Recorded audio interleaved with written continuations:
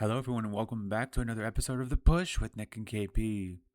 We are back once again to bring you the final episode of our WrestleMania review series. This, of course, being for WrestleMania 41, which is my first WrestleMania I've ever attended, and the last WrestleMania of this project. It took place in Las Vegas, Nevada on April 19th, April 20th, 2025 at Allegiant Stadium with an announced attendance over the weekend of 124,693. Per usual, we'll go through every single match, give you our thoughts on each one and a rating, and then go through the entire event as a whole, give you our overall thoughts and ratings as well. So without further ado, let's go ahead and get into the first contest of the evening, which will probably be the hardest one to talk about. Neither of us care for this one. We were not a part of the Yeet movement, so make of that what you will. WrestleMania Saturday kicks off with the 2025 Royal Rumble winner, main event Jey Uso, going up against Gunther for the World Heavyweight Championship. KP, let's do our best to get through this one, and then I think the rest will probably be smooth sailing. Yeah, it probably will be. You got to start somewhere, right? And let's kick things off with this one. This is actually the first time I've watched this match. I refused to watch it last year when this live stream, but got the courage and went along and did it. In terms of this matchup, I mean, it's okay.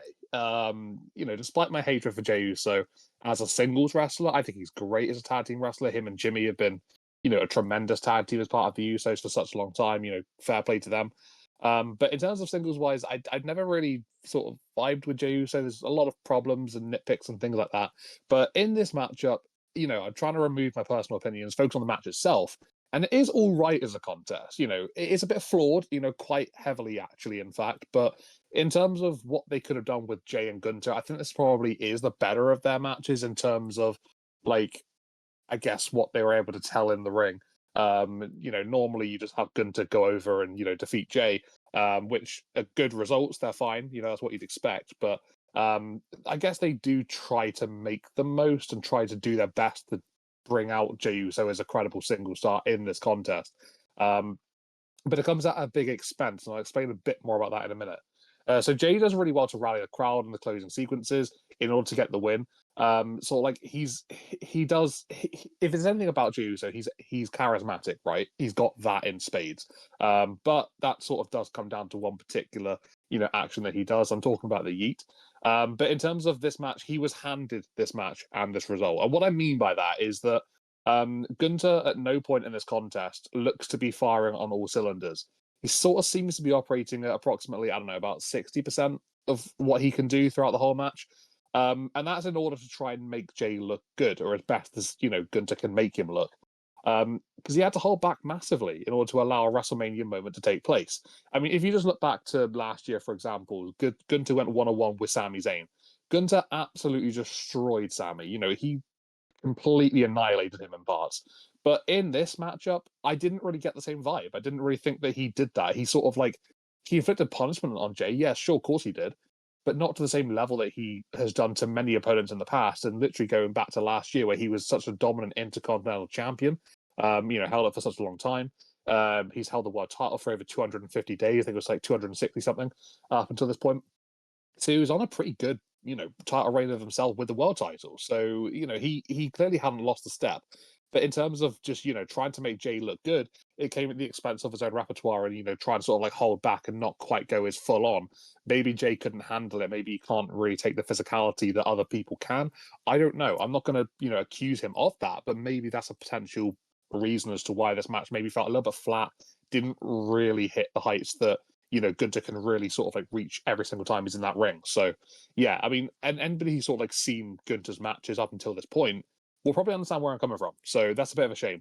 But Jey does, what I will say for Jey, he does take the criticism that went into this contest quite, clearly, because, we've seen him only use 2 or 3 moves, the spear, the splash, and super kicks, that sort of thing. But he did actually improve his repertoire in this one. So he did do a few more things. I think it's around a German suplex. Obviously, we see the sleeper hold towards the very end. There are a few things here and there that he did also as well. So he did actually add to his arsenal, which is quite nice. So he did take that criticism on board. But yeah, I think just besides that, I do think this match is best being left in the past and not really focused on for like a big point. It's a big moment for Jay, of course it is, but that's about it really. In terms of how we get to the victory in this matchup for Jey Uso, uh, Jay wins a battle of strikes with Gunther somehow, before then hitting a German suplex on the ring general. He then follows up with 3 Uso splashes and locks in the sleeper hold, and that'll be enough to get Gunther to tap out pretty quickly. In order to secure his first world championship. But yeah, Gunther's got a bit of a history of tapping out pretty quickly. That just sort of is his kind of thing. So I guess that does make sense in some sort of element there. But yeah, I don't know. I'm trying my best here to make this match sound like it is better, that I want it to be and sort of thing. I ended up giving it a 5.5 out of 10. Like I say, it's just the fact that Gunther had to hold back so much. That's what irks me in this one. And I was, I went into this matchup not wanting to watch it, but trying to be as professional and as unbiased as I can. And I feel like I've done an okay job of it. But Nick, I'll obviously let you be the first one to sort of cast your opinions on how I thought this one went down. What did you make of this one? How did it fare out for you? And do you agree with what I had to say? Well, first and foremost, I must admit that's about the niceness level there was about 10 times more than I figured it would be. Very unbiased, I will grant you that. I do agree with you on pretty much everything you've said. The Usos, are one of the best tag teams of all time, but Jay on his own clearly just wasn't clicking for whatever reason, and that was kind of on display here, as you alluded to. Gunther definitely holding back. But as an unofficial member of Team No Yeet, I would like to know where Jimmy Uso's reign is. This whole match just felt super predictable. And I think for the build for this one was very odd as well, like trying to make sure that Gunther respected Jay, and then for Gunther to tap, so quickly as well, even if he has done that before. It was just very anticlimactic, and it didn't make it feel any better. I'm not sure why just not go for the pen. Like if that was his way of showing, okay, you were right, I was wrong, and it's the same kind of attitude I didn't like the year before with Sammy. It's just like he lost because he didn't take Sammy seriously, and it's kind of the same thing they were doing this year. So, as someone whose whole gimmick is the ring general and the ring is sacred, it just doesn't make a lot of sense. So, Jay got his reign, didn't work out. I think we all kind of saw that one coming pretty quickly, but WWE, merch sales, guess not. Yeah, again, very surprised at the 5.5 from you. I gave this one a 4 out of 10.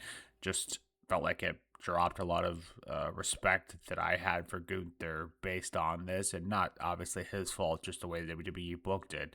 But we'll hold strong for him. 2 losses in a row for the Ring General just doesn't really set well with me. But yeah, 4 out of 10 for me, and happy to move on from this one. The next match of the evening has Xavier Woods and Kofi Kingston of the New Day going up against the War Raiders for the World Tag Team Championship. KP, thoughts on this one? Yeah, we move on from the first match into the second one. I'd love to say this is a big increase in quality, but honestly, I can't really agree to that. This one's okay. It's a bit flat and a little dull, though. That's just the general vibe I really got from this one. And what I really noticed here is the fans really struggled to really get into this contest, which kind of makes for an awkward watch at times as well. We do see a bit of Ivar. He sort of like tries his best to really make something of this contest, trying to add some, fun and enjoyment, entertainment into this contest. But yeah, he tries to carry it, but even with his best efforts of being a big man going up to the top and trying these crazy spots, it doesn't really work out too much either. So yeah, I mean, kudos to Ivar for trying something, but it just didn't hit for whatever reason. Something was maybe off about this. Nobody really was enjoying the New Day stuff at this time anyway. I mean, they were being decent heels, that's what I will admit. They were getting boos and they were getting a bad reaction from the crowd, which is what they want to be doing.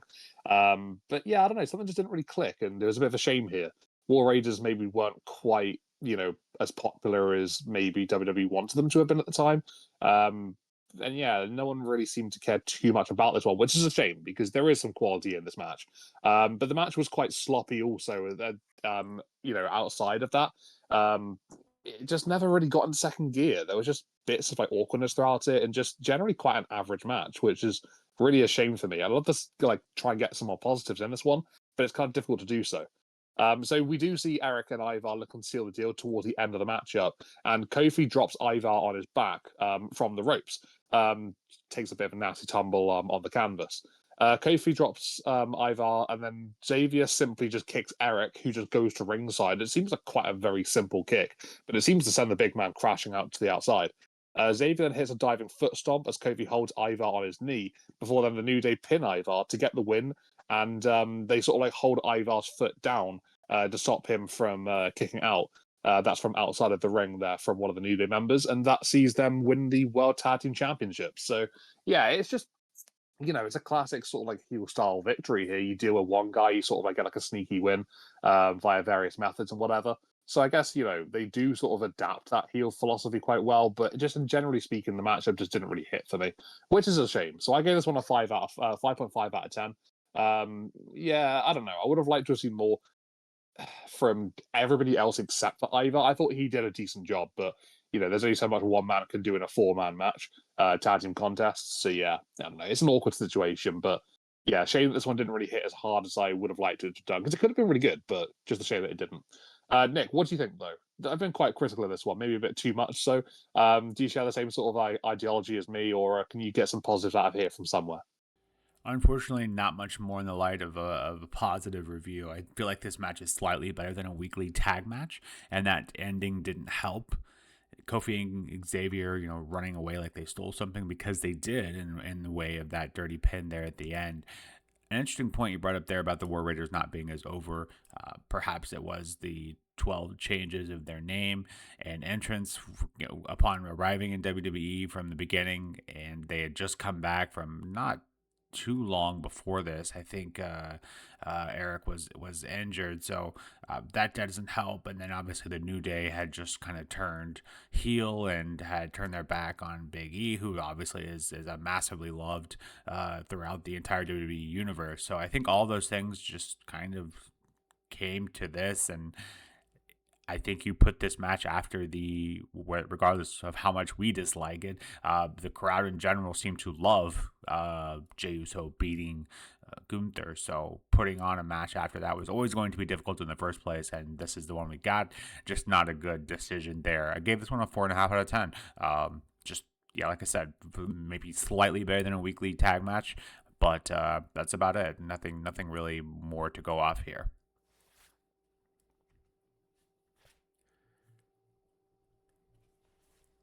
The next match of the evening has Naomi going up against Jade Cargill. Jade Cargill making her WrestleMania debut as a single star. KP, what'd you make of it?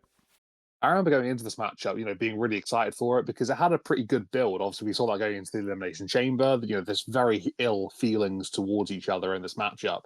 And to be fair, we did see a bit of intensity in the match, but I didn't think it really lived up to as much as we would have liked to have seen in this one.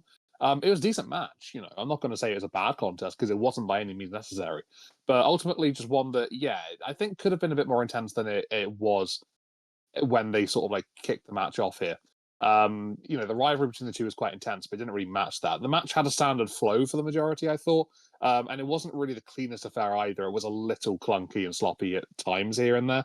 It did clean up in the last few minutes, though. I thought actually the final closing stages were quite good, and sort of like quite innovative. But yeah, it just didn't really, it wasn't quite as good as I would have wanted it to have been, which is a really big shame. Kind of similar to that of the previous matchup, but I think I had higher hopes for this one, but didn't really hit them either. Jade kicking out of Naomi's split-legged moonsault, though, was a really cool moment. I thought that was a pretty badass spot from Jade, announcing herself as a single star on the WrestleMania stage, kicking out of, Naomi's probably biggest move at the time. And I thought that Jade's transitions of Naomi in those final moments made for quite a decent finish as well, like I've already really hit on. And I'll explain a bit more about that in a second. But yeah, would have liked more intensity from this one, considering the build, but it was a decent match, so I can't really argue about that. In those late stages, we do see Jade Cargill lifting Naomi up into an electric chair position before then transitioning into a powerbomb. It's a pretty nice move, actually. To be fair, she does just about get all of it. But yeah, it obviously looks quite risky, but it does sort of like pay out in the end. After hitting that powerbomb, Jade then lifts Naomi up and hits Jaded in order to get the victory in this matchup and to put away her heated rival. So yeah, I like the finish. The finish is good. I was quite hot for that one. Big moment towards the end. But just everything about the early to mid stages of this matchup, I felt like they needed to be amped up a bit more. That's my general sort of issue here. But like I say, it isn't a bad match. It's so far the best match of the night. But yeah, it's no by no means the best match of the evening either. I gave it a 6.5 out of 10. It's all right, but it could have been better in my opinion. And I feel like we do get a better version of this match later on in the year. But maybe we could have had a bit more of that one in this one as well. Nick, do you agree with me here? What about the build going into this one with Naomi and Jade? Do you think it really hit that intensity that it really sort of like had going into this one? Would you have expected more? What'd you rate of the match? Yeah, a really good build here, and I think very similar to what you said. I think that is part of the issue here because the match itself was decent, actually better than I was expecting. Especially now knowing today, what we know now about Jade. It was a much better match than her average match tends to be. But when you have a story that's these guys were in a match together last year, and then since then we've been telling the story of who attacked Jade and it ended up being Naomi, and this was kind of the payoff for that. So a really good story, very long term storytelling, which either we get or we don't from WWE, and there's no in between seemingly. But for the betrayal, the desired revenge, all the action that we see in this match didn't quite live up to it. Some unique moves, as you've already kind of hit on as well, and I think a good enough match, and probably one of Jade's better matches, honestly. Which again, now that we hindsight being 2020 isn't a huge mark, but it is decent. A tough situation for WWE as well, as they really booked themselves into a corner here with two stars who absolutely did not need a loss. Neither woman needed a loss here, but yes, it was the best match of the night. But up until this point, we haven't had a match above 5.5. So make of that what you will. I too gave this one a 6.5 out of 10. And speaking of two stars who that didn't really need to take a loss, we have Jacob Fatu going up against LA Knight for the United States Championship. KP, thoughts on this one? Yeah, this one was quite difficult to think about when going into it because, like you've already mentioned, both men here could have really have done with the victory on the stage. You got the US champion in LA Knight and Jacob Fatu, who has just been absolutely killing it until this point of his WWE arrival. And yeah, just I thought these guys put on a really solid matchup. To be fair, great back and forth contest. I thought both men particularly nailed it. If I'm being honest here. And especially Fatu, he looked insane in this matchup. As he normally does. He's a bit of a wrecking ball, just an absolute train, just absolutely destroys people on his way through matches. And I felt like he did a little bit of that in this one. Maybe wasn't the most intense Fatu we've seen. Obviously, we've seen some very physical affairs before this contest, but you look at LA Knight, he's not really the biggest physical guy going. So I think you do sort of like detract a little bit of that. But Jacob Fatu still looked pretty good from what I thought, and we've seen Knight sort of like fighting back and doing his own little bit of a unique offense here in this one, and especially with a particular move in the matchup towards the very late stages where Jacob Fatu seemingly has everything sorted and done, and he goes for one of his moonsaults off the top rope, and as he's literally mid-air during this moonsault, Knight sort of like transitions really well, capitalizes on the opportunity and just hits a BFT on Fatu as he's landing onto the canvas, mid-air. It's a really awesome spot, to be fair. It's executed really, really well. The timing is perfect, and it gets a massive pop from the crowd as well because it's just a beautiful little piece of just innovativity with that particular moment of the matchup. We then see a cover from Knight immediately, and Jacob Fatu kicks out at two, which also gets a massive pop. So yeah, the crowd are really invested in this one. They're really enjoying it, and yeah, just that particular sort of like sequence was just really, really good to see. It was fantastic. Probably the best moment of the matchup. But yeah, just a really cool individual, unique spot, which is quite good to see. You love to see that. But yeah, we do see some other unique offense as well. I obviously mentioned that one moment ago, and we also see like a senton on the top rope, which is crazy to think about from Jacob Fatu onto LA Knight. It's not very often you see a sent onto somebody on the top rope. But yeah, that sort of like allows Jacob Fatu to have LA Knight weakened down. He hits his moonsault and then he wins the United States Championship off the back of that as well. So yeah, it's a really good moment for Jacob. His first singles championship in WWE, a really thoroughly deserved one as well after a really fun and entertaining matchup. Like this is by far the best match of the evening so far because it was engaging, intriguing, it was entertaining as well, and just a lot of fun. And just yeah, they just really went out there and just killed it. So it wasn't like your world class, all time contest, but it was pretty good to be fair. And it was a much needed match after what we've seen prior to this one currently in the night. I gave it an 8 out of 10. I really liked it. So yeah, thoroughly enjoyed it and had a great time watching it. Nick, what did you make of this one? LA Knight and Jacob Fatu. What did you make of that insane BFT from the moonsault and Jacob Fatu picking up his first WWE Championship in the company? Yeah, similar to the last match and kind of how I alluded to in the kind of introduction for this match. When you have two people that are going up against each other that are massively over, you have a couple of scenarios, and I think the best case scenario happened here, and that no man really comes out of here looking weak.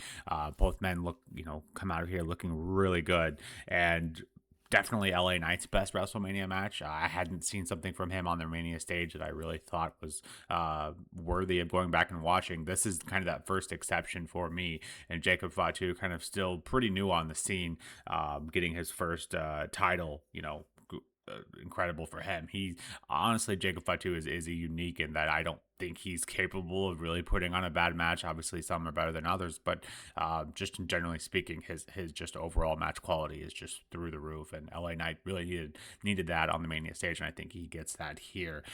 Just a very quality contest, and most of the crowd were pretty dead since that Jey Uso match, as you kind of alluded to. They really popped for this one, and just throughout the weekend, this Vegas crowd just really wasn't. Rightfully so. Sometimes they didn't have a lot to cheer about for some of this Mania, but yeah, they really popped for this one, which shows you they are capable if they want to. So yeah, Jacob Fatu winning his first U.S. title here and on the biggest stage of them all against LA Knight. So it was a really quality contest, and the build for this one was good as well. So I do give this one an 8 out of 10. The next match of the evening has the original El Grande Americano going up against Rey Fenix. KP, during your review for this one, maybe you can help us understand why Michael Cole keeps mentioning Chad Gable. Still love that storyline. The fact that we still have that going is incredible. What'd you make of this one? Honestly, absolutely no idea. Nah, don't know what he's talking about, to be fair. But what I will say is that, El Grande Americano in this matchup looks fantastic. You obviously got a cruiserweight, a high flyer in Rey Fenix, who's probably one of the best luchadors, in wrestling, I would say. He's absolutely incredible what he can do on the ropes, just his general fun, entertaining style in the ring. It's going to take a lot to really sort of, stand out when in the ring with him in that sort of style. But I think El Grande does a really good job of doing that one here. And obviously, he's got such a prestigious background and history in wrestling.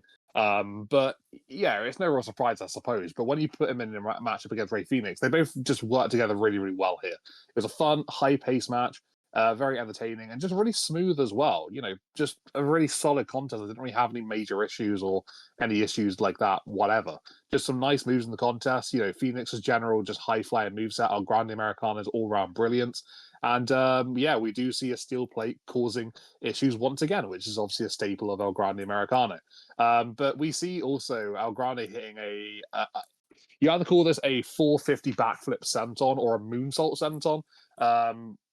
It's a crazy move regardless. But when El Grande, just whips this one out of his arsenal, really just crazily randomly. I don't think we've seen him hit this since, but it was such an incredible move.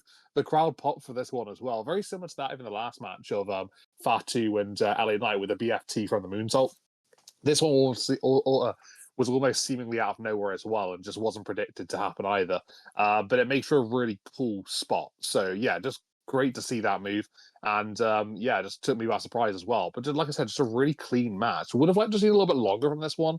That's like my main sort of critique here because it did go by quite quickly. Maybe I was enjoying it too much. It just seemed to flow by really fast. But I think it was quite short off the back of it as well. But it was just quality. What we got, it was very, very high in sort of like the details on what we saw. So I really liked, everything that we had in this contest. In terms of how we got to the end, though, we do see Americano catching Fenix, who bounces off the top rope from the corner with a headbutt. And we see El Grande going to the top rope and hitting a diving headbutt in order to get the victory here and to put Rey Fenix away. This was obviously meant to be Rey Mysterio, as the graphic does say on the top left. But due to a last-minute injury, we did have to find a replacement. And Rey Fenix was a great little stand-in for this one. Gives him a WrestleMania matchup.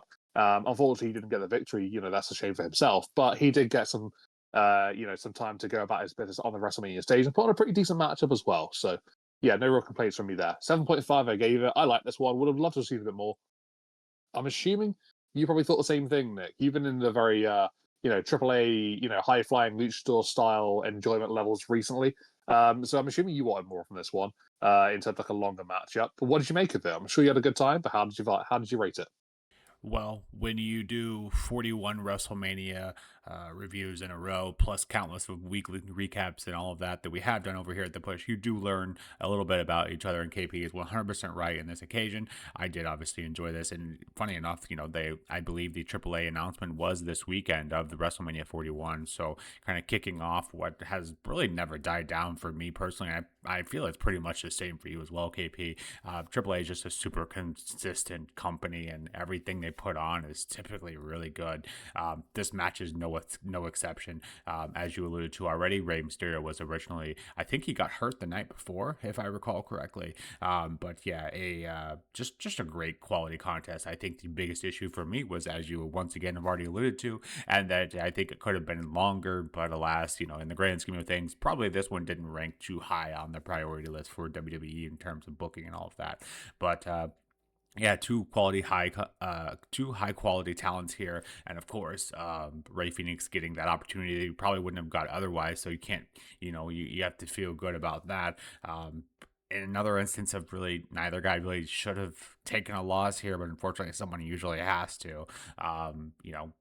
No issues. So I think Rey Fenix's potential is still not quite tapped in WWE main roster, but he was going up against one of the greatest luchadors of all time in El Grande Americano. So really kind of just, it wasn't really that big of a deal. Obviously, Chad Gable, excuse me, that's not Chad Gable. Thanks a lot, Michael Cole.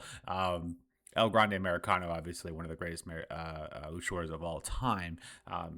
Not a big deal to eat that loss there, and in the way he did it, kind of saves Rey Fenix a bit there. So no issues there.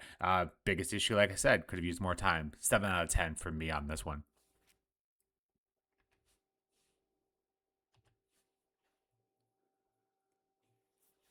The next contest of the evening, and one I've really been looking forward to talking to you with. I know we've had discussions on this several times since, but the Queen, Charlotte Flair, chasing her 15th World Championship. Crazy to say how quickly that happened, but yeah, 15th here, 2025 Royal Rumble winner, going up against Tiffany Stratton for the WWE Women's Championship. KP, thoughts on this one? Yeah, I'm quite fascinated to see what we both make of this one, generally speaking, here, because this one is a pretty good match. It has plenty of time. It provided a massive moment for Tiffany Stratton in being able to beat, one of the greatest women's wrestlers of all time in Charlotte Flair. But what I will say about this matchup, critically here, is that it's not the cleanest contest. In a fair few parts, it is quite sloppy and it's a little bit clunky as well. I feel like they didn't really sort of, just click in like the best way possible. We've seen matches from Charlotte Flair of the WrestleMania, series that have been absolutely tremendous. Rhea Ripley, for example, was absolutely stellar from not too long ago. So yeah, that's obviously a quick little just throwback there. Obviously, her WrestleMania catalog is extremely good. But I feel like with this matchup against Tiffany, it could have been really good as well because it's quite personal going into this one. Some big ill feelings towards each other, and that obviously stemmed into a bit of a shoot here and there and whatnot. But yeah, just try not to really focus on that too much. But it did sort of like bring an extra level of intensity into the matchup, and I feel like they did pass that into the contest too. We do see both women going for each other's knees throughout the contest, which sort of like allows them to try and weaken them down a little bit here and there as well. But yeah, just maybe some miscommunications here and there. I don't know, maybe that's the general reason why this one didn't really click as well as I would have liked it to have done. But a pretty physical, intense, hard-hitting matchup. They had a bit of a battle, and we see that in Tiffany Stratton at the end there, the sort of like right corner photo at the bottom. Not quite showing the full intensity because her mouth seemed pretty chipped after this one. The teeth seemed like they were all over the place. I'm guessing it was just sort of like a weird visual from the angles because apparently afterwards she was fine. So it's a bit weird how that happened. But she did have a bit of a bloody mouth anyway, regardless, and sort of like a broken down attitude post match. For somebody who's just beaten Charlotte Flair, she didn't look overly happy. She sort of just looked like she was, a little bit, I don't know, miffed about it. Maybe just still just really focused on the situation. I don't know. It was just different. It was a different Tiffany Stratton that we saw in the build to this matchup. And like every time Tiff wins a matchup, she's all smiles and it's all happy, just like personality popping out there. But it was definitely a different vibe post matchup for this one. But yeah, like I mentioned, they both went for each other's knees. They wore the same color gear, and they had very similar styles in this matchup. So it was quite a weird sort of blending between the two ladies, quite literally and figuratively here as well. But it was a good match. But it just could have been better, and it could have been special as well. I'm absolutely sure it would have been, if they had just clicked that, to that level that we probably expected them to do so.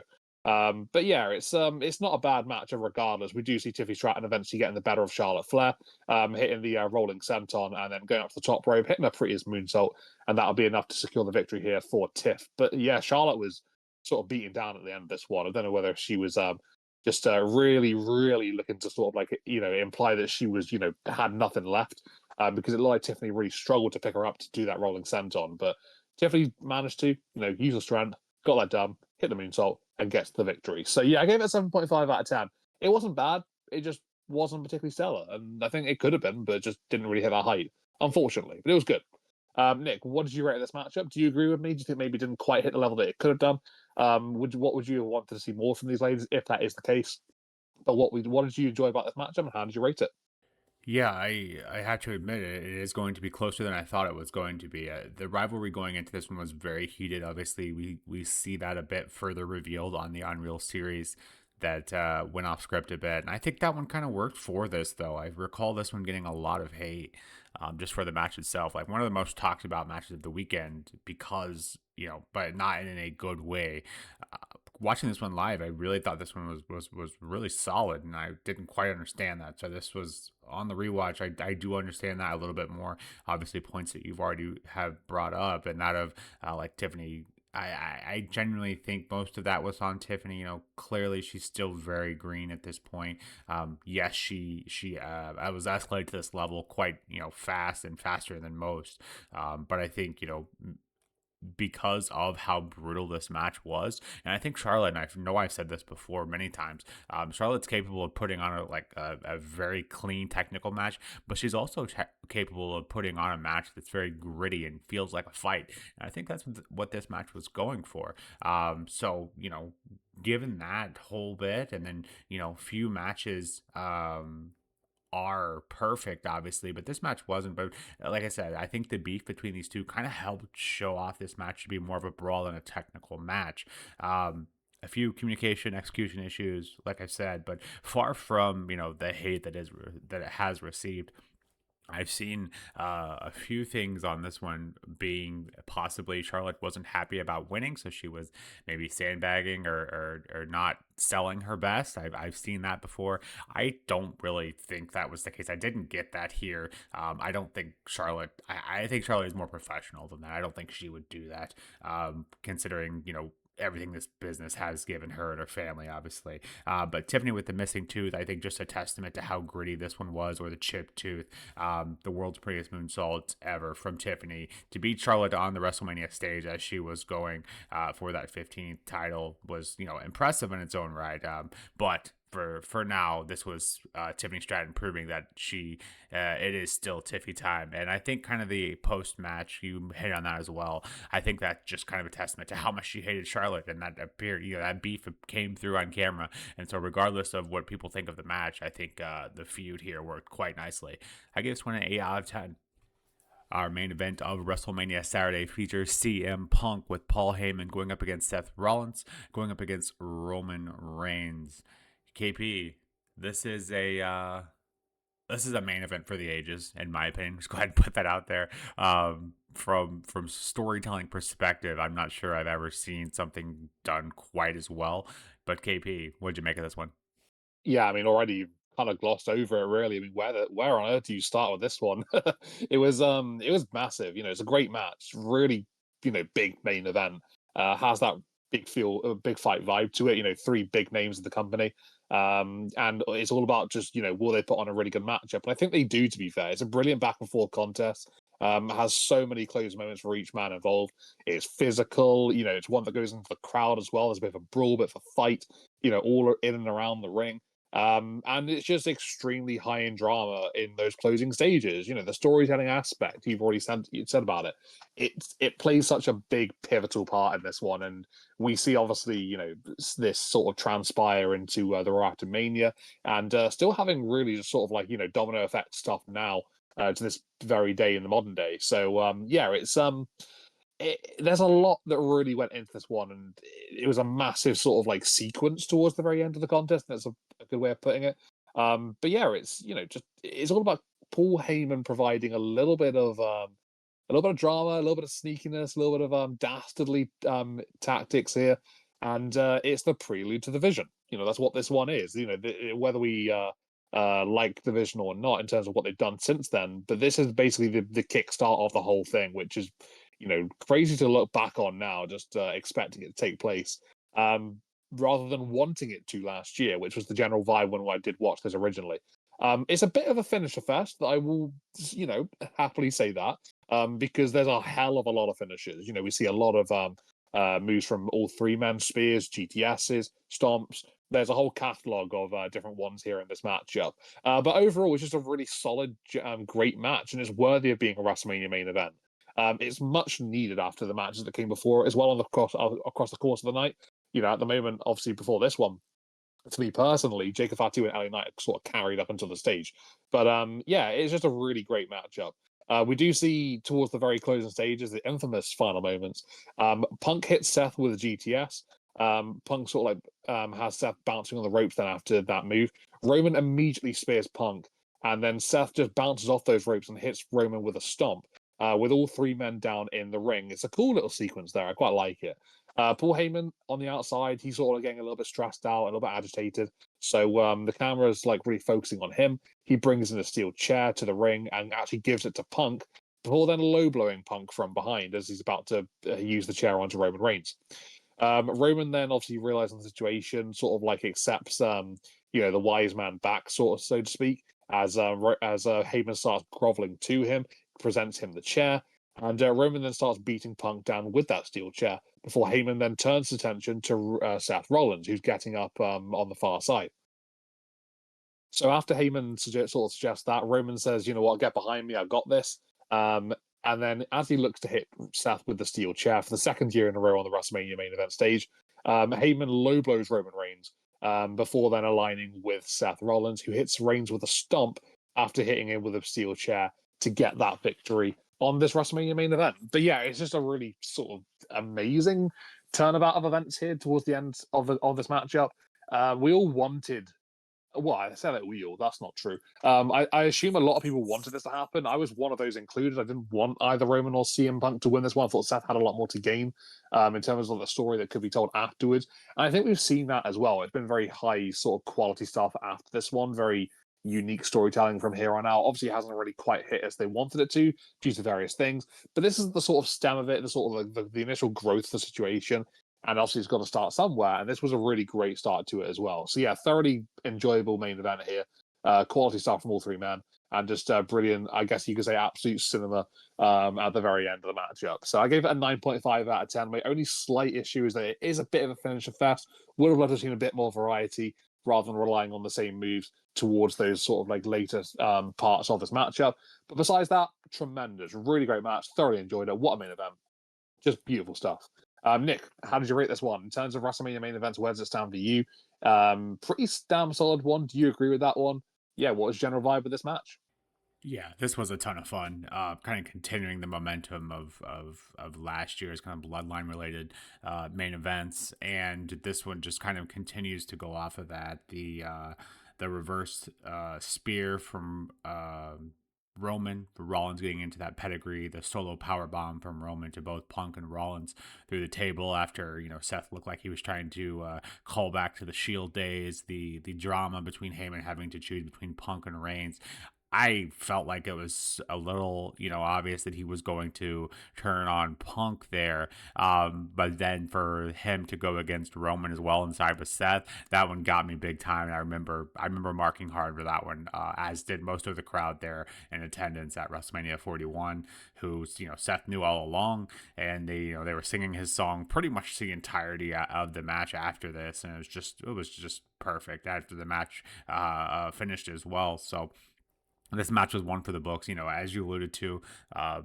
Probably could have had more in-ring action and, that wasn't finishers, but this one was clearly just for the big moment, and I think it did a pretty good job of that. And what a difference a year makes for Seth Rollins. If you recall, it got absolutely rinsed at WrestleMania 40, but at this WrestleMania 41, he is the guy holding his hand up at the end of the day, and has Paul Heyman at his back. So I think a little more action here, and we're talking about a 10 out of 10, but I do think that prevented it from the in-ring action standpoint.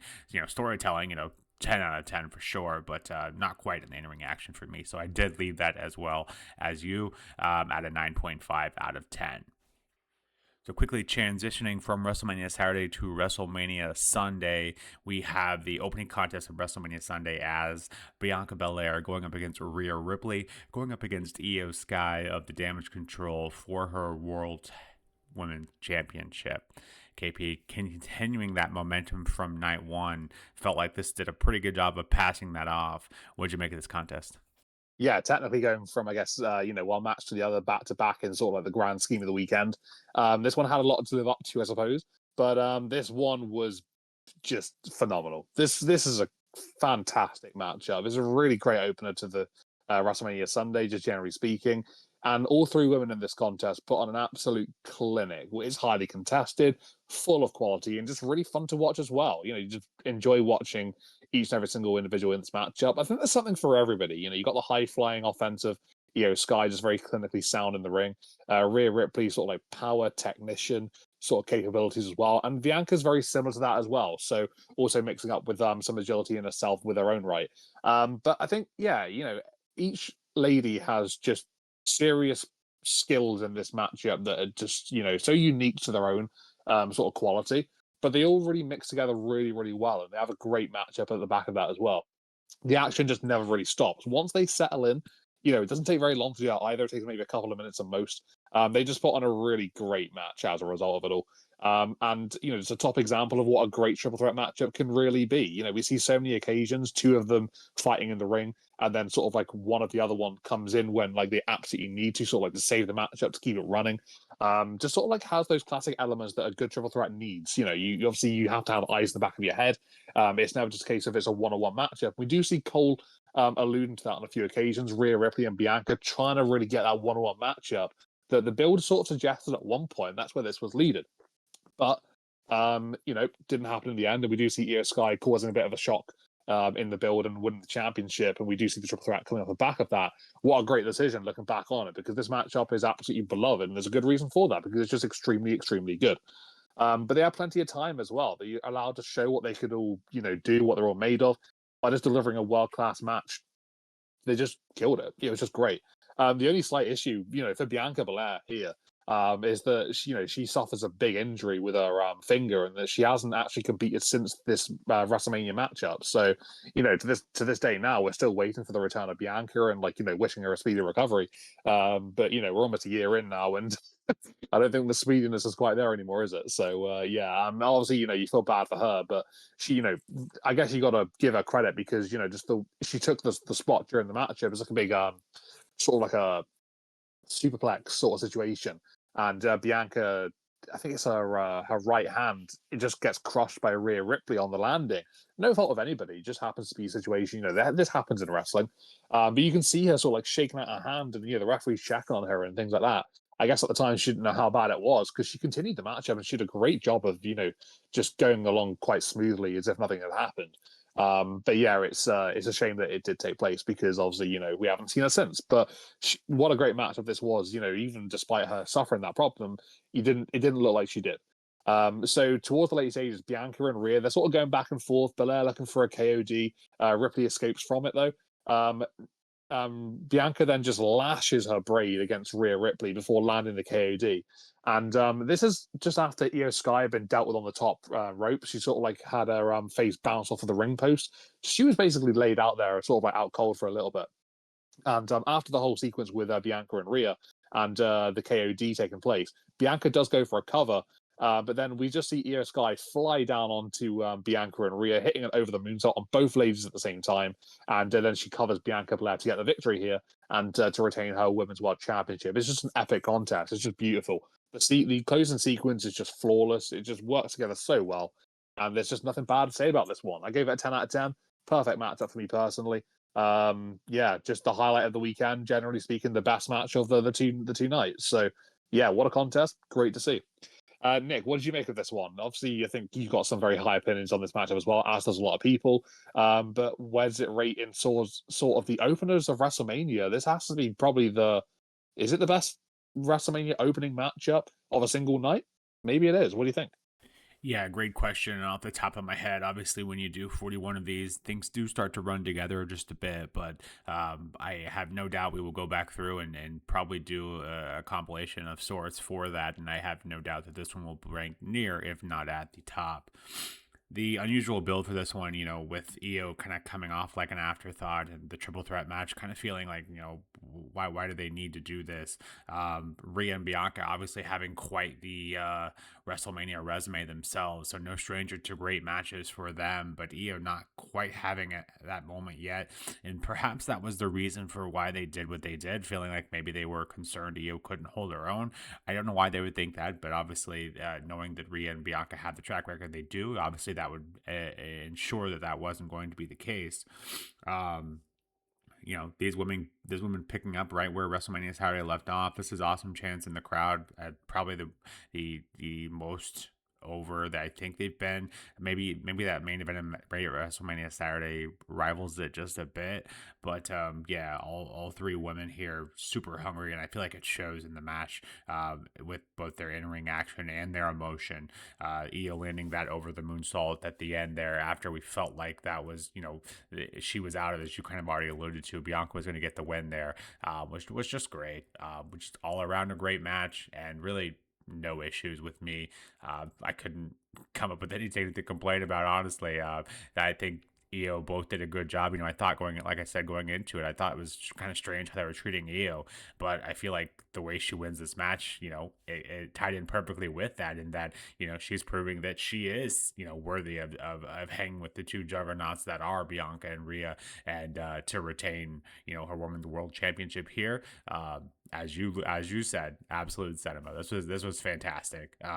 Great contest, and 10 out of 10 for me as well. Match of the weekend as well for me. The next contest of the evening has Damian Priest going up against Drew McIntyre in a Sin City street fight. AP, this was the rivalry that never seemed to end. But what'd you make of this match here? Yeah, this was a long rivalry, and it sort of dates back to WrestleMania from the year before, with Damian Priest cashing in his contract just after McIntyre had won the world title against Seth in the opener of night two. So yeah, it has a long sort of build to it. This one, bits and parts here and there, but we had to have a massive sort of stipulation from this contest. And because we got the Sin City Street fight, I think it was just perfect for it, because it was an extremely big fight for both men. Very, very physical, hard hitting brawl. It just allowed each other to absolutely destroy one another. It was a great watch, honestly. If you love seeing, two people just, unleash, brutality on each other, this is probably a good match for you to watch, because it was extremely, extremely fun in that sense. We see both men, just piling on the offense here. Weapons involved, throughout the majority, such as steel steps, a steel chair, some tables. Yeah, there aren't like a lot of weapons, but the way they use them makes it what it is. They didn't sort of like overinflate this match with just crazy amounts of weapons, because why not? But they sort of like gave each weapon a unique purpose and sort of like used it in various ways in order to sort of like mix things up and to keep things a little bit fresh, which is quite nice. Entertaining moments such as Drew taking a selfie with a weakened down Damian Priest. That was hilarious. Obviously, after the tweet from the year before, this time went a step further and tweeted a selfie during the matchup, which was just absolutely crazy. Just shows the level of sort of like trollingness that McIntyre can do.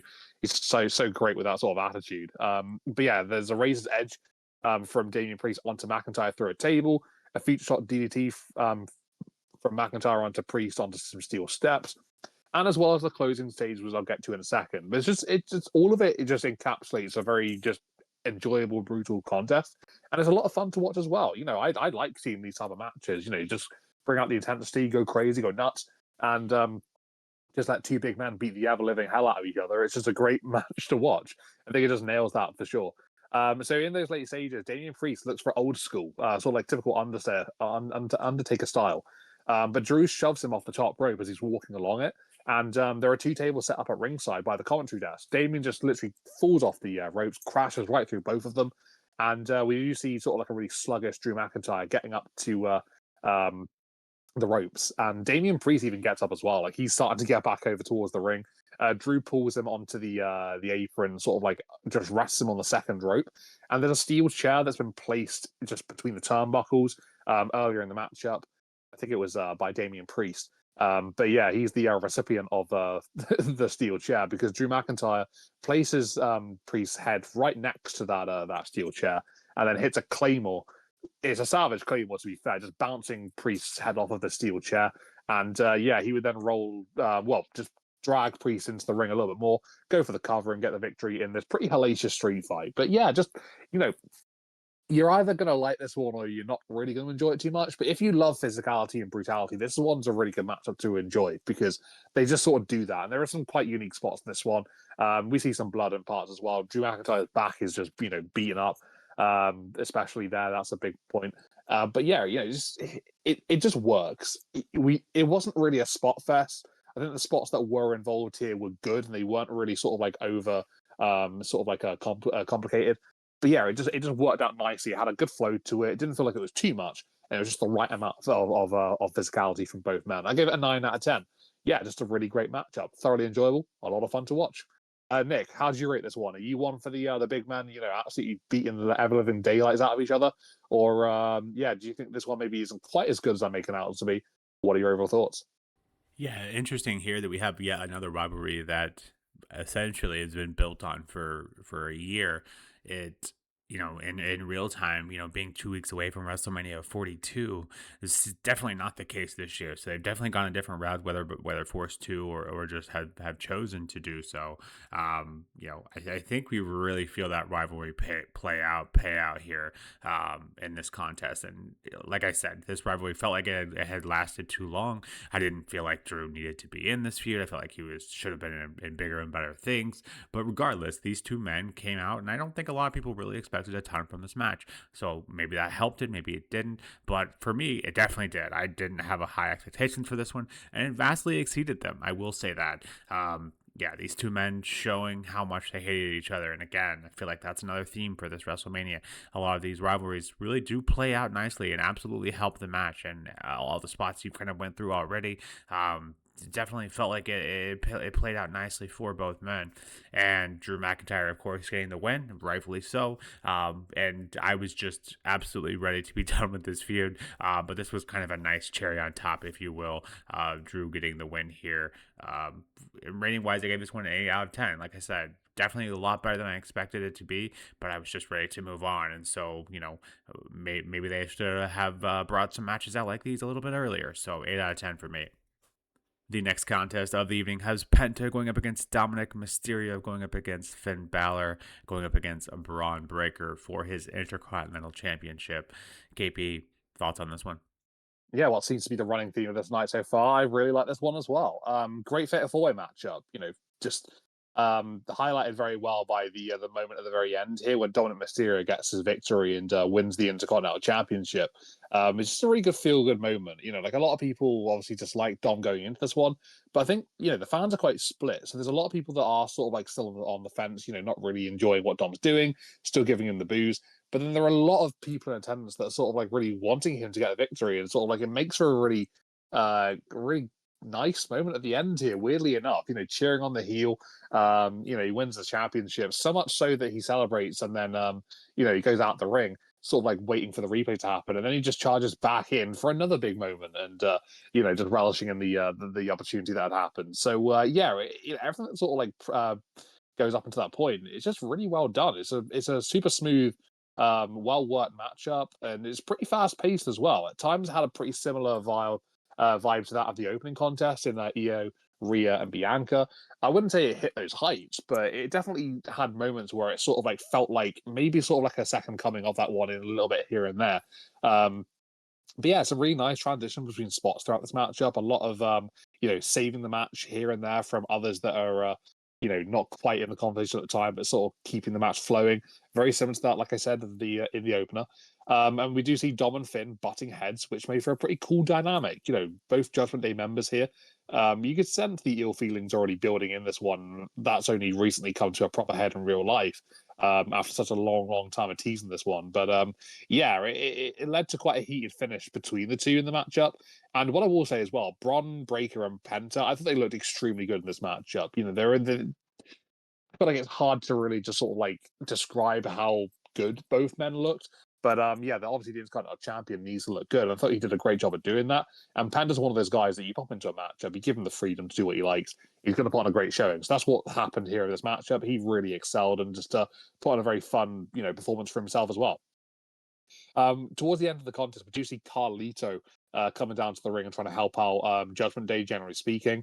And, he's been a bit of a nuisance at ringside for a bit, breaking up pins and whatnot, distracting people, this, sort of the other. And it gets to a stage where Bron Breaker has enough, and he spears Carlito through the announce table, sort of like dealing with him, just stopping him from being a further nuisance in this matchup. He gets into the ring then, does Bron Breaker, and he actually spears Penta, sort of laying him out. But then Bron sort of gets capitalized on by Dominik Mysterio, and he gets hit by a 619. Dom then looks to go to the top rope, but Balor drops him onto the top turnbuckle. Finn then hits Bron with a coup de grace before then Dom just gets back into a little bit of consciousness and hits a frog splash onto Finn Balor, and that'll be enough for him to get his win here and become the Intercontinental champion. But yeah, it's a nicely worked finish as well. I thought the sequence was quite well done. Just seemed to flow really nicely, and that's just the general vibe. It's just a really super smooth match, like I've already said, and it seemed to work really, really well. So yeah, no real issues for me in this one. It was just a fun match and just a well-worked piece of entertainment from all men involved. 9 out of 10 from me. Really liked it. Had, like I say, it had similar vibes to the opener. Didn't quite hit those heights, but it was still pretty damn good as well. Nick, what did you rate of this one? How good was this Fatal 4 for you? Who impressed you the most here on this stage? And do you agree with what I had to say? Yeah, pretty much. I do agree with you. This one's absolutely wild. Start to finish, all four men are so over here. Mysterio and Fenn of the Judgment Day, and then Carlito's life was basically ended with that spear. That was a great moment as well. The tension between the Judgment Day members, Bron and Penta flying around everywhere. The ending where Fenn gets the coup de grace and Breaker, thought that was it, but then Dominik Mysterio comes in here, gets the frog splash to get the win, and new Intercontinental Champion Dominik Mysterio. The crowd was super in Dom's favor. I don't know if that was translated on as well on the screen. I don't think it quite was, but that was kind of a shock to me because, as you alluded to, they were definitely not a fan of his, on the build to this. But the Vegas crowd was very much into Dom, and I think that was a great moment for him to win, as a heel and to get cheered like that. It was a great moment. The entire crowd serenading him. Well, it's just a fun contest. Really, like I said, all four men's super over here, and I don't. One of those rare occasions where I didn't care who wins because I liked every single person involved in it, and I think that match kind of played out. Here, like I said, all four men are very high quality talent as well, and so I think that all translated quite nicely. If it wasn't for that opening contest of WrestleMania Sunday, referring to the women's triple threat, this probably would be my match of the weekend, especially from an in-ring perspective. I gave this one a 9.5 out of 10. Just a ton of fun, and I don't think a lot of people will talk about this one because of the main event of night 1 and the start of night 2, but a very good contest, and it deserves more respect than it gets. The next contest of the evening has Randy Orton for the 20th year on the biggest stage of them all, issuing an open challenge that is answered by none other than TNA's own, the TNA World Champion, Joe Hendry. KP, thoughts on this moment and match as a whole overall? I know a lot of people probably had hoped that this was the person that responded. I know you and I are quite big fans of the Joe Hendry, as are most people in the world at this point. But yeah, what'd you make of this one? Yeah, this is a cool moment, generally speaking. Gotta give credit to Joe Hendry, obviously trending as highly as he did, and going over to TNA, becoming the TNA champion and things like that. Getting his WrestleMania moment here as a surprise and opponent for Randy Orton. It's just a really cool segment. Like, you don't have to think this one's like world class or anything, but just generally for just sort of being entertaining, for being a fun little bit. I think it really nails that on the head. And we it's not a long matchup, but just generally with a fun segment, you just get like a different sense of enjoyment from this one. Not so much from an in-ring clinic, but just an entertaining aspect for sure. This is one that was only made of a few moves, but gave Randy a chance to enjoy himself in his 20th Mania match. I think that's quite important because, you look at someone like Randy Orton, 20 years in to the business here, he's done a lot of grafting, he's done a lot of hard work, he's obviously been a world champion 14 times up until this point, and, just give him a bit of a fun opportunity here. Let him enjoy himself, let him have a moment here with Joe Hendry, sort of like allow him to sort of like share the opportunity with him. And I think he does that really, really well. We do sort of see Joe and Randy going at it here. And it gets to a stage where Joe does hit a fall-away slam, and he looks for his classic, turnaround pose that he normally does. And as he does it, he's hitting that luxurious pose, and then we see Randy Orton out of absolutely nowhere hitting an RKO, and just levels Joe Hendry and picks up the victory as a result.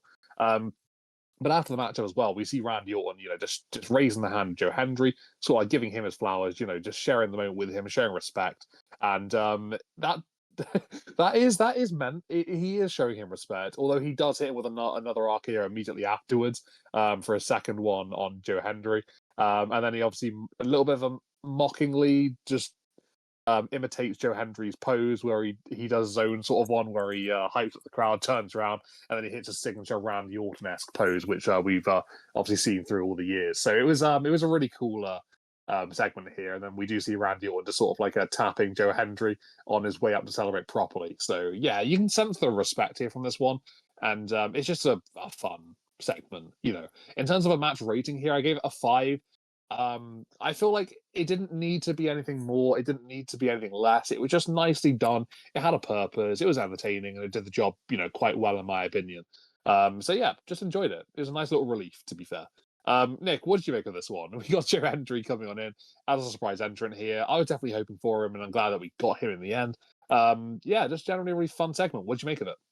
Yeah, a nice moment for Joe, even if he is the one eating the loss here, from Randy Orton. So it's not a huge ordeal. Just a great moment for him to be on the WrestleMania stage. Not a lot of people that, especially that were currently involved in TNA. I don't think anyone else can say that, at least off the top of my head. So a nice moment for Joe there. That RKO out of nowhere that you alluded to, where Joe is about to hit his pose, legitimately out of nowhere. The way Randy just flies from off screen into the screen like that was incredible. Got a good pop from me, and I think his out of nowhere bit is overused sometimes, because sometimes it's not, but this one truly did fit that definition. And on the biggest stage of them all, for Joe to lose to Randy Orton, not a big deal, and obviously got the moment itself. In terms of moment, it was fantastic. Put a smile on my face. The crowd there absolutely loved it as well, and this was a good moment for Randy as well, kind of a celebratory moment for him as well. And in terms of the match, obviously it's not going to light the world on fire, but it was serviceable enough, and obviously more just about the moment itself. So 6 out of 10 for me on this one. The next contest of the evening has AJ Styles going up against Logan Paul. This is, just on paper, this match has something special with these two guys. Obviously, very, very top of their class. And Logan, in terms of a celebrity appearance, kind of turned into full-time wrestler here. Has lit the world on fire. Most of the time he's been here, definitely exceeded expectations. And then, of course, you're going up against the phenomenal one. So this one has on paper what could be a very good contest. But KP, does it live up to that in your eyes? Well, in terms of very good, I'm not sure if it's very good, but I will say it is good though. I think this one does have a lot of quality throughout the matchup. The Logan looks quite impressive, just generally speaking, just as he normally does. it's no real surprise. And obviously, you got AJ Styles as well, who is his opponent. You're gonna put a pretty good matchup on if you're as talented, naturally as Logan Paul is, and your opponent being AJ. It's just a recipe for some sort of good contest. I feel like they did hit that. It's not like a completely stellar, world class, all time matchup, but it just one that's just good. It is solid, but there's just nothing particularly bad about it, but nothing particularly special either. It's a match that is largely controlled by Logan Paul for the most part. He does a very good job of like keeping on Styles and keeping the pressure on him, inflicting a lot of offense. But it does go back and forth, a lot as well. In those like mid to late stages as well, especially. There's a bit of drama as well leading to the finish, which can, I guess, be used as an excuse for Styles losing, perhaps, maybe. But yeah, just besides that, just have a generally just fun feel to the matchup. We've seen obviously Logan killing it on the WrestleMania stage. I would say he did a pretty good job here as well. To be fair, I'm not going to say it's a bad match because it's not, but it's good. It is good to be fair. I do like this one. It's got a lot to say about it, and we sort of see some like different dynamics in this one, especially with different layers of such as like the drone, for example, on Logan Paul's entrance. Just the way that he sort of like allows it to just go about his business, or like catches it as he's going along with it. And he even just used the drone during the matchup as well. Sort of like takes it off the pedestal that he places it on during the matchup. And we just sort of get like a nice little sort of like a spiraling sort of view as he's going for a move from the top rope, hits a nice dive. The drone captures it really nicely. The pinfall as well. Well, the pinfall full cover anyway. The attempt and a kick out of two is Styles. But yeah, I think we do see some nice little differences here, which sort of like separates it from WrestleMania matches gone by. And then obviously we get the finish as well, which is a little bit different too. So we see one of Logan's lackeys, buddies, whatever you want to call them. I think his name is Jeff or something. But he attempts to insert some brass knuckles into the mix. But before then, we see Karrion Kross stopping him from doing so. AJ goes to ringside, sort of like investigating the situation, has a face-to-face with Karrion Kross, who's had a little bit of a back and forth for quite some time up until this point. And Kross attempts to then convince Styles to use the brass knuckles. Styles does not take it at all, though. He throws the knuckles down to onto the floor before then knocking down Karrion Kross and then getting onto the apron, attempting a firm on a forearm. But we do see Logan Paul sort of like avoiding the offense, and then he goes for a punch on AJ Styles, lands it, pretty just on the money, and then he hits the pulverizer, and that would seal the deal here for Logan Paul to get a victory against AJ Styles at WrestleMania. And I think this is AJ's last WrestleMania matchup. Obviously, he's now retired. He'll be inducted into the Hall of Fame at this year's WrestleMania. It could have been a better one for AJ to go out on. I don't think he's had the best WrestleMania sort of like repertoire with AJ Styles. I think he's had some matches that could have been exceptional.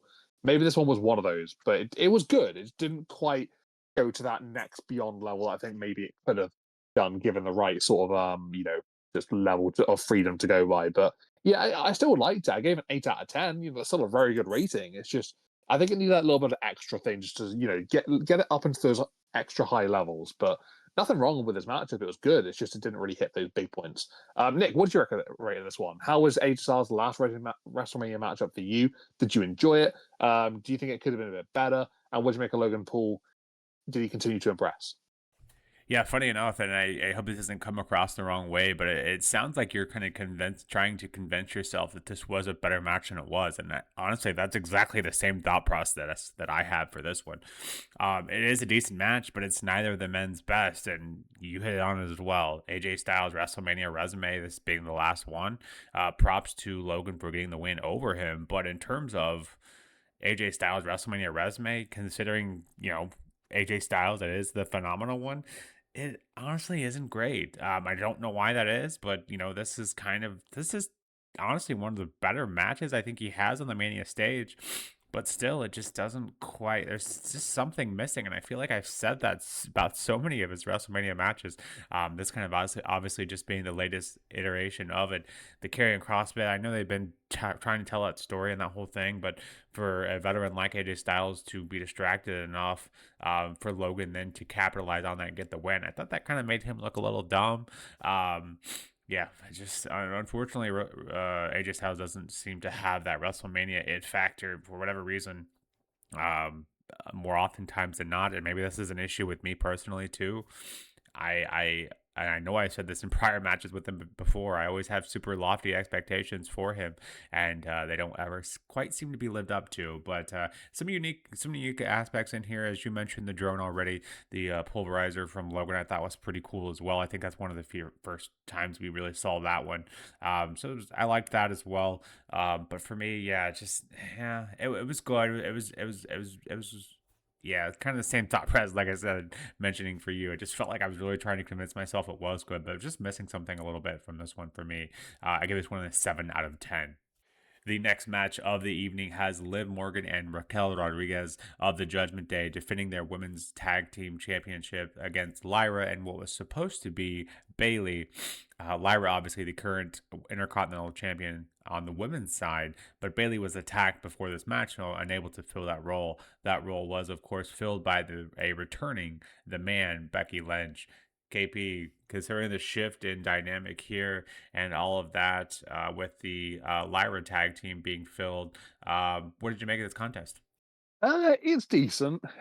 We do obviously see, the biggest moment of this matchup being, like you said, the return of Becky Lynch after a pretty lengthy hiatus. She obviously went out after having a bit of a feud with Liv Morgan. So there's a bit of history involved in this one. It makes sense. It's logical.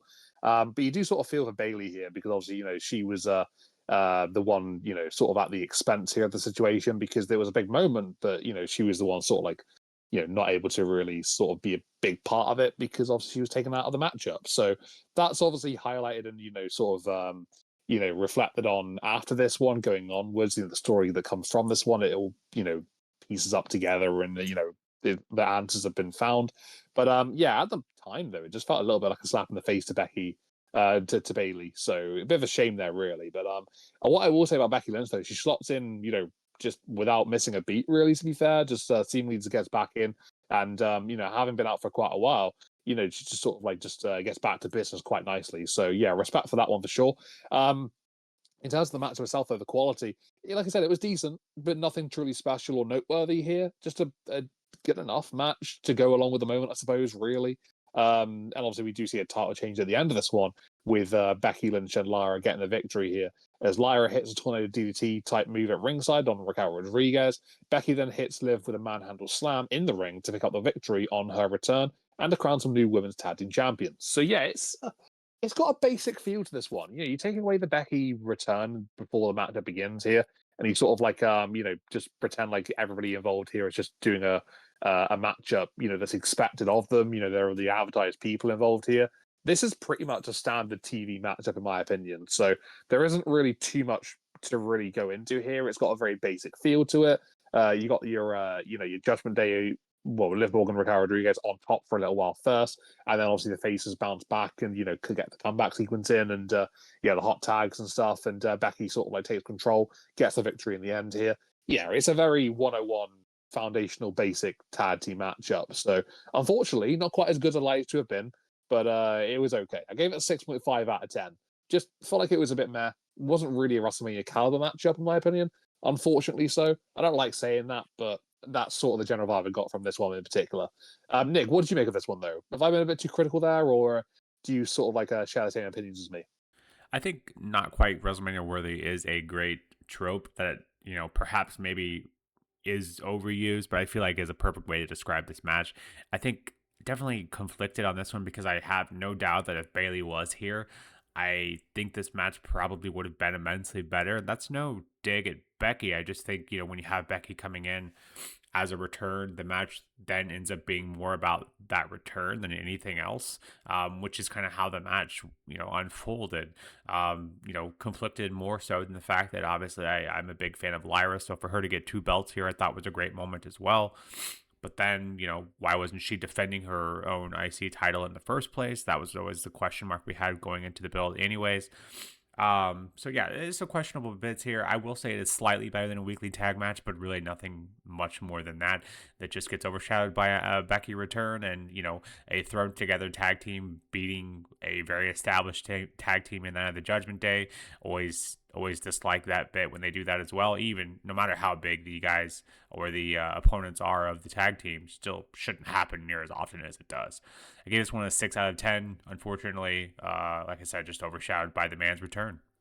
And for the main event, WrestleMania Sunday, that match, John Cena, the GOAT, going for his 17th world title, going up against Cody Rhodes for the undisputed WWE Championship. KP, this one has a lot of talking points, and yeah, I'm curious to hear your thoughts about this one. Right behind the Charlotte Flair Tiffany Stratton match, I've been really looking forward to hearing your thoughts on this one. Yeah, I can fully understand why this is a very very talkable matchup. To be fair, I think it's very God, where do you even begin? It's one of those contests where like there's a whole lot that goes on, good, bad, controversial, topical, whatever you want to say. So let's just go from the very beginning. Yeah, we see the matchup start off, and it's got a pretty decent vibe to it, honestly. Cody Rhodes, John Cena go back and forth, just that heel face dynamic that obviously we've seen. Um, John Cena hitting his heel turn at the Elimination Chamber, and this is his first match since then. So we do sort of like see the first little initial, I guess, in-ring action of Cena during this role, and it seems to work out okay. To be fair, honestly, I've got a bit of a hot take. I'll go along with a little bit later on in this review, but let's go through things logically here. The two go back and forth, and they trade moves and whatever. It goes to their arsenals a little bit here and there, and yeah, it's a bit of a back and forth matchup. The tide turns from here to there to whatever. And then it gets to a point later on the matchup where we start seeing the finishers coming out. We see the attitude adjustments. We see quite a lot of those, actually. I think it's about 4 of them after all is said and done. And Cody Rhodes are still kicking out of each one, still going strong. We see some crossroads coming on in. Yeah, we get to a stage where John Cena starts to sort of, I don't know, have a little bit of control in the match. Both men are sort of like down and sluggish, and this has been going on for a little while now. And it's actually been a pretty decent match up until this point. I won't say it's been bad at all, because if you take away what happens next, this actually has been a pretty solid matchup so far. It's been quite enjoyable as a main event. We see a referee bump and stuff, like he's gone down and things like that. It's got some layers to it. It's got that sort of like main event feel to it, which is great. And then we have Travis Scott. So Travis Scott comes down during this matchup. His entrance music plays, and I say his entrance music, the music that's been heard around WrestleMania, throughout the couple of days. I want to say Fiend is probably a tattoo in all of our brains if you've watched this WrestleMania, and it will never leave. You hear the word Fiend, and you just instinctively have this thing that goes Fiend, Fiend, Fiend. You just play it in your head. That's what happens now. That's what we've been through. Regardless, he does a 1 minute 50-second, roughly approximately, entrance here.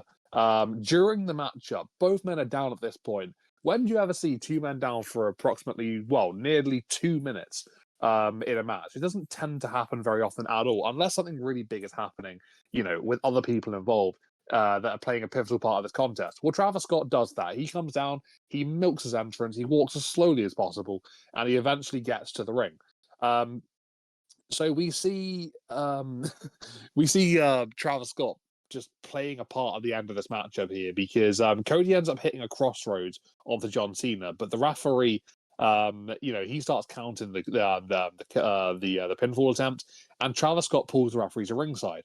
Cody then, very frustrated, invites Travis to come into the ring before then hitting him with his own crossroads.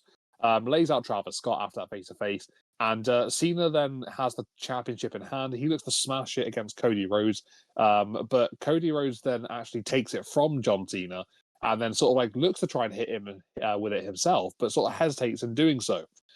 Cena, though, during the hesitation, low blows Cody Rhodes and then smashes the title against the face of Cody, and then that would be him given the opportunity to call the referee in. He does that, and then he gets the victory here by pinning Cody Rhodes to win his 17th world title. So in terms of the finish here, it's beyond dumb. It takes away sort of any good work that both men have done in the sort of like predecessing moments up until that point of the matchup. I thought they had a really good back and forth. I really, really do think that. Maybe that's a hot take. Maybe it's not. But I thought up until the Travis Scott point, this actually was a solid, fun, decent match. Like, I'm not going to say it's a world-class contest up until that point, because that's wrong. But it was good enough to sort of like do the job, considering John Cena's age and, the point of where he is in his career at this stage. He's not going to deliver an incredible matchup, also we thought, at this part of his career. So you would sort of like give them the benefit of doubt on that one. But it was going quite smoothly and quite nicely. But yeah, up until the Travis Scott thing, I mean, wow, I mean, this is actually a really hot topic now. You know, in the current WrestleMania build for 42. I'm not going to go into all that, but it's a recurring piece of conversation that comes up every now and then on these WrestleMania builds. We see somebody coming on in that isn't really welcome in the situation, has no real right to be there, is very unnecessarily included. And this is a prime example of that. It's just bizarre to say the least. The finish is absolute ass, is what I've got written down. But the match itself is decent up until that point. We see some big kickouts and things like that to raise the drama of the contest, as they both can't put each other away. But yeah, it's taken away by a very anticlimactic, unnecessary, silly insertion of Travis Scott, because why the hell not, basically. And ever since the back of this one, it's been heavily questioned about why this matchup was so bad in terms of the finish here. And according to the John Cena gimmick of ruining wrestling, apparently we're meant to believe this is okay because that's what he was doing. I feel like that's just a massive cop out. They knew this one was going to be bad in terms of how this one played out in the end. They knew fans would hate it and they would absolutely, just trash it. And their excuse was to have somebody that's going to ruin wrestling because, that fits the bill. Honestly, that's ridiculous. It's just it's just a joke. So yeah, the match is heavily affected by that finish, which is unfortunate given the moment that it does include. It's a historic moment. John Cena breaks Ric Flair's record here, becomes a standalone, most amount of title reigns for the World Championship caliber titles in WWE at number 17. So it's a huge moment there, but it's just sort of taken away by the fact that what we had to go through to get to that point. Yeah, it's a crazy decision. I gave the matchup a 6 out of 10.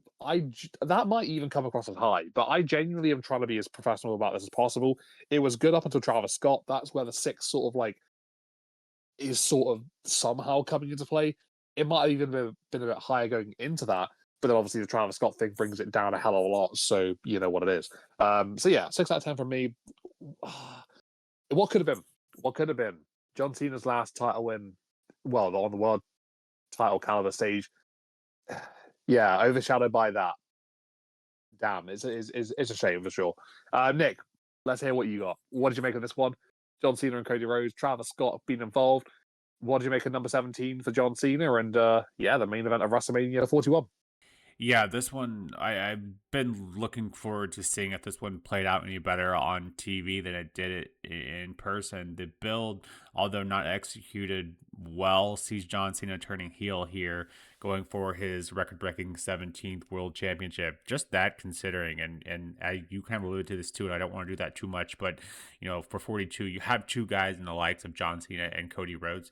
You don't need a ton of other things, but obviously originally there were going to be other things involved. Obviously that got dropped, been tons of criticism on that on its face. I will agree to you. You and I don't disagree on a ton of things, but one thing we are vastly different, polar opposites on is who we were rooting for going into this match. You obviously are a big John Cena fan. I'm a very big fan of Cody Rhodes. So going into this, we were definitely on opposite sides of it, and I would agree that going into this match, or going into the Travis Scott moment, because you almost want to separate it for two different matches from there. I think before that, it is pretty good. I am obviously not a huge fan of John Cena's just general work going, up into the heel turn. So, leaving that out, the rest of his career, he's been a face predominantly. But I just haven't been a huge fan of his, and for whatever reason, I just haven't. But when he turned heel, especially, which I know was his whole gimmick was, I'm going to limit my moveset now and all of that. We didn't have a huge repertoire to begin with, so I just wasn't a huge fan. But this was a really good contest, by far, probably going to be the best match of his heel turn kind of run up until that Travis Scott bit. I hadn't heard the bit that you put in there that was kind of the whole point, was that was his moment of ruining wrestling and all of that. I don't hate that because it does kind of make sense when you have that in there, but it probably is a cop out. I would agree to that as well, but it does make a bit more sense now that I have heard that, that was intentional. But we talk about that in the current product. You said that before. We have lots of celebrity involvement for WrestleMania 42 as well. So it kind of runs into that. But the biggest issue I have is when they come in, they try to make it all about themselves. Well, that's exactly what Travis Scott did here. A minute 50, I think is what you said. It felt like 20 minutes, especially being in there in person. It felt like 20 minutes it took this man to walk down to the ring to do absolutely nothing but walk down to the ring. Why did it take that long? It was a very awkward moment, and yeah, that I think that lost most people, myself included. And I was actually invested in the match, but I didn't think I would be in the first place. The outcome then obviously is quite obvious. After that, John Cena gets the win, gets his 17th, such a great moment, but then to kind of be covered by what was ended up being a pretty terrible match in terms of the flow because of that Travis Scott bit. And although I do disagree with one bit, I do think Fiend is a wonderful song, but overplayed, yes, of course. But unfortunately, in the end, for me, and I remember being there, and this moment is seared into my head. And that is, after this match ended, everyone just kind of look around like, "Oh, all right. Well, I guess that was it." Yeah, I think a lot of people bought this WrestleMania ticket, especially on Sunday, to see John Cena's monumentous moment. I think everyone was kind of expecting this to happen, but the way it did, super lackluster, unfortunately. And so that's what it gets talked about more so than the actual 17th. I think is how they did it, unfortunately. So yeah, it's a big talking point. Unfortunately, I think what could have been, as you kind of alluded to, unfortunately never will be. So make of that what you will. But WrestleMania 41, what a wild roller coaster ride it was. KP, hit us with your overalls for each night, and then overall for the entire weekend, your highlights, lowlights, and everything in between, and we will get this one wrapped up.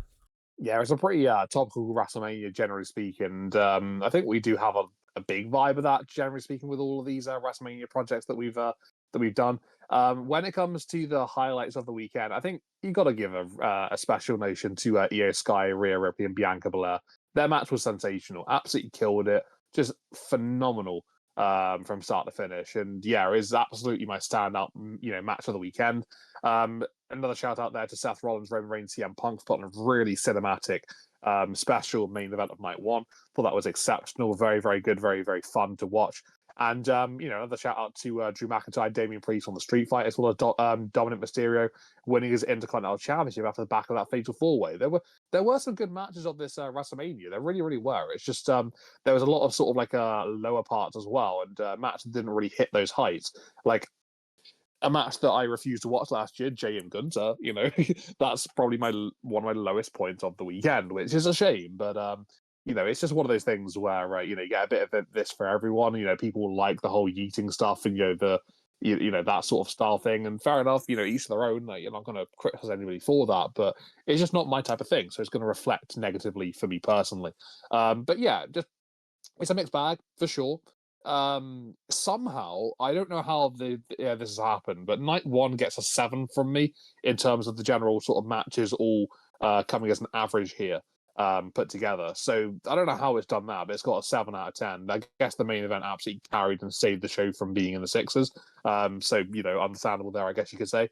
And then night two gets a 7.5 from me. So I think a lot of the early matches in the show of night two did a good job of sort of like keeping that level quite high, and then sort of like it's dropped a little bit towards the late stages of the night, which is a shame. But yeah, overall across the course of the weekend, 7.25 from me is a average for both nights.